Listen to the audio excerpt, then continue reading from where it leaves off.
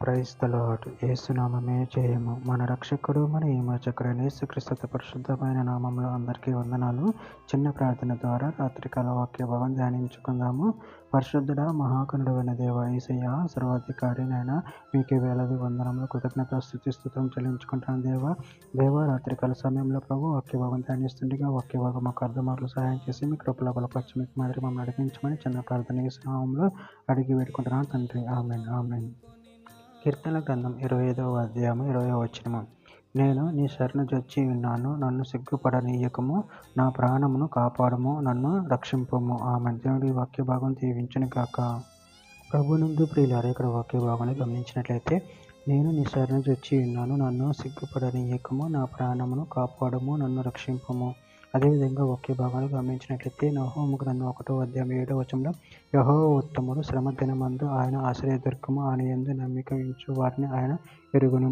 సామెతల గ్రంథం 18వ అధ్యాయం 10వ వచనం, యెహోవా నామము బలమైన దుర్గము, నీతిమంతుడు అందులోనికి పరిగెత్తి సురక్షితముగా నుండును.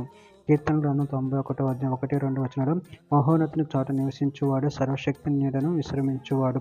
ఆయనే నాకు ఆశ్రయము, నా కోట, నేను నమ్ముకొను నా దేవుడని నేను యెహోవాను గూర్చి చెప్పుచున్నాను.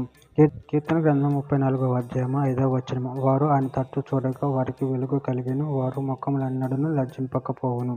యెషయా గ్రంథం 54వ అధ్యాయం 4వ వచనము, భయపడకము, నువ్వు సిగ్గుపడనక్కర్లేదు, అవమానమును తలంచుకుము, నువ్వు లజ్జపడనక్కర్లేదు, నువ్వు నీ బాల్యకాలపు సిగ్గును మరచుదువు, నీ వైవిధ్యపు నిందను ఇక మీదట జ్ఞాపకము చేసుకొనువు.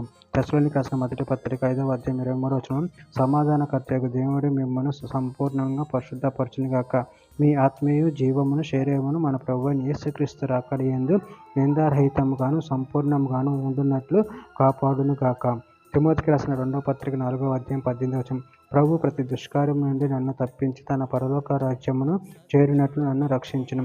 యుగ యుగములు ఆయనకు మహిమ కలుగును గాక. ఆమెన్.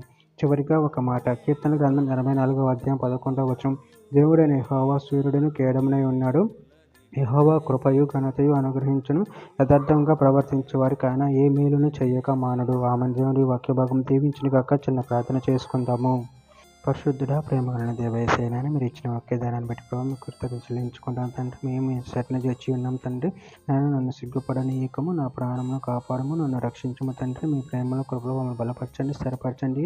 మీకు మహిమకరంగా మమ్మల్ని వాడుకొని మీ చిత్తమును మా జీవితంలో జరిగించమని చిన్న ప్రార్థన యేసు నామములో అడిగి వేడుకుంటున్నాను తండ్రి. Amen amen.